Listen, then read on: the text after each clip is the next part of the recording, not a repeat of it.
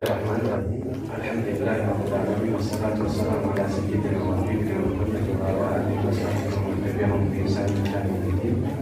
A'udzu billahi minasyaitonir rajim. Bismillahirrahmanirrahim. Wa sallallahu alaihi wasallam. Allahumma ij'alna min salihah wa ij'alna min khalisa wa la taj'al fihi ahadan ghayraka syai'an. Assalamualaikum warahmatullahi wabarakatuh. Saantun saafradi wanti nama itu nanti dia mami mungkin kuda ragutan dari guys makan nanti syamaran itu ada mah wanti jauh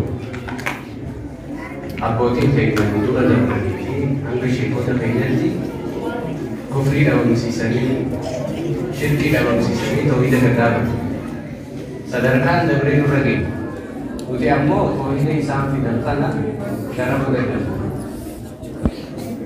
amanti isam dengan cuma mai nama sebahan kana nabi itu kan berarti setan hatta udah ada berarti nanti amanti kayaknya apa sudah nabi itu lain panafu wani fardin kamu tuh amanti kayaknya tanah maka yang sesuai udah dan nih maka kena terus maka yang sesuatu pada baik akan dalam sini jam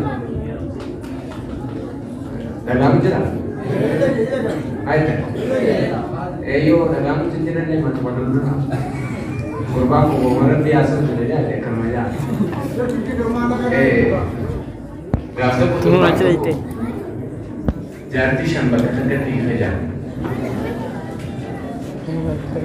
jadi sini Bakawai dalaga nama bisa dari sisi.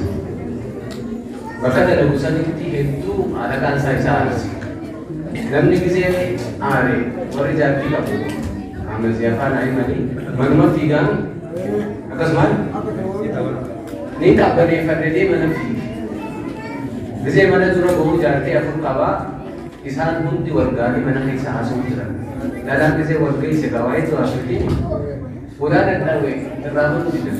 Jadi kan profesional sih. Tarik itu ada kan?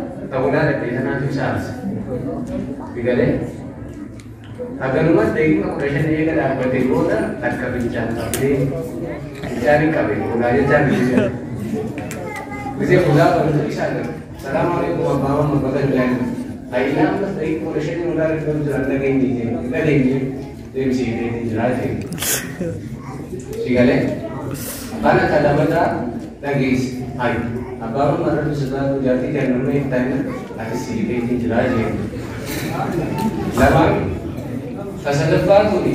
Abaru sudah jati kan kalau lama pun waktu kan tidak lagi na, ati lesi lagi ni. Abaru baru ni, jangan rare jelas ni. Akan rare itu derasi. Gimana? Artinya nakar masih nakarin beberapa tak sih ini. Karena tolong tuh tiga mesti bulan lagi sih. Tolong lagi sih mesti awal baru mana disudah. Jadi apa bekerja tim tidak kami akan tak ada. Artinya yo jadi dengan yang mesti ni kaya. Karena tulis saja tulis saja semana bisa ayamnya